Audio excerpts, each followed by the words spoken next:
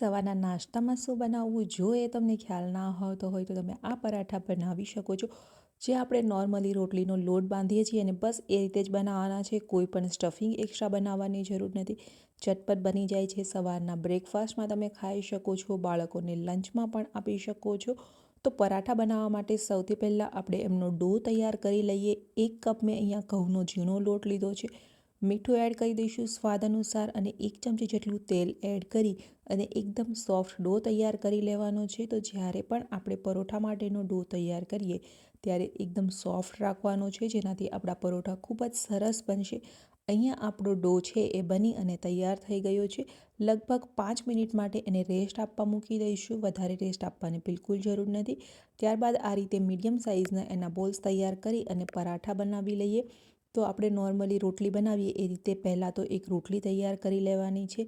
પતલી જ રોટલી બનાવવાની છે તો આપણા પરોઠા ખૂબ જ સરસ બનશે. અને અહીંયા મેં થોડી મોટી સાઇઝની બનાવી છે. તમારી રોટલી જેટલી મોટી હશે એટલા જ એમના લેયર સરસ બનશે. રોટલી બની જાય ત્યારબાદ આપણે કોઈ એક્સ્ટ્રા સ્ટફિંગ અહીંયા આપણે નથી કરવાની. માત્ર મેં અહીંયા ગાર્લિક લીધું છે, ઝીણું ચોપ કરીને એમને આ રીતે આપણે સ્પ્રેડ કરી દઈશું. ત્યારબાદ ચીલી ફ્લેક્સ લઈ લઈએ. તમે અહીંયા ચીલી ફ્લેક્સ અવોઇડ પણ કરી શકો છો જો બાળકો માટે બનાવતા હોય તો. અને ફ્રેશ કોરિએન્ડર એડ કરી દઈએ. તલ પણ તમે અહીંયા એડ કરી શકો છો. તમારી મનપસંદ કોઈ પણ વસ્તુ છે અહીંયા તમે એડ કરી શકો છો. કોરિએન્ડરની જગ્યાએ તમે કસૂરી મેથી પણ એડ કરી શકો છો. તો મેથી પરાઠા બની જશે. આ રીતે આપણે રોલ કરી લેવાનું છે અને ત્યારબાદ સેન્ટરમાં કટ લગાવી દઈશું. તો વિડીયોમાં તમે જે રીતે જોઈ શકો એ રીતે ચપ્પુની મદદથી તમારે સેન્ટરમાં કટ લગાવી દેવાનું છે. અને ત્યારબાદ ફરીથી આપણી જે રોટલી છે એમને રોલ કરી લઈશું તો એકદમ સરસ શેપ આવી જશે. અને ત્યારબાદ એમની અંદરથી આપણે પરોઠું તૈયાર કરી લેવાનું છે. મેં અહીંયા રાઉન્ડ પરોઠા વણેલા છે. તો આ રીતે રોલ કરી લઈએ અને ત્યારબાદ કોરો લોટ સ્પ્રિંકલ કરી અને મીડિયમ સાઇઝના પરાઠા તૈયાર કરી લઈએ. તો સેમ પ્રોસેસથી આપણે બાકીના બધા જ પરાઠાઓ બનાવી લેવાના છે. આ પરાઠાને તમે બાળકોને લંચમાં આપી શકો છો. સ્કૂલમાં જો એ લંચ બોક્સ લઈ જતા હોય તો એમના માટે પણ એકદમ પરફેક્ટ છે. કોઈ પંજાબી સબ્જી બનાવી હોય તો પંજાબી સબ્જી જોડે પણ તમે આ પરોઠા એન્જોય કરી શકો છો. આ રીતે મેં બધા જ પરોઠા છે એ બનાવી લીધા છે. હવે આપણે શેકી લઈએ. તો ગેસની ફ્લેમ આપણે મીડિયમ રાખવાની છે અને મીડિયમ ફ્લેમ પર જ પરોઠાને શેકી લેવાના છે.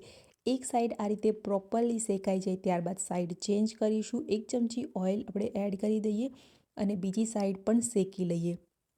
બીજી સાઈડને ચેન્જ કરી અને બીજી સાઈડ પણ આપણે 1 ચમચી જેટલું ઓઇલ સ્પ્રેડ કરી દઈએ. તો અહીંયા પરોઠાને બંને સાઈડ છે એકદમ સરસ થોડા ક્રિસ્પી અને થોડા ગોલ્ડન કલરના થાય ત્યાં સુધી શેકી લેવાના છે. ગેસની ફ્લેમ મીડિયમ રાખીશું. જો તમે હાઈ ફ્લેમ પર પરોઠા શેકશો તો બહારથી તો એકદમ પરફેક્ટલી શેકાઈ જશે, પરંતુ અંદરથી કાચા રહેશે. અને ચમચાની મદદથી આ રીતે આપણે થોડા પ્રેસ કરતા જઈશું, જેનાથી એકદમ પ્રોપર રીતે આપણા પરોઠા છે એ શેકાઈ જાય. અહીંયા આ રીતે બધા જ પરોઠા મેં બનાવી અને તૈયાર કરી લીધા છે. ચાની જોડે, દહીંની જોડે તમે એન્જોય કરી શકો છો.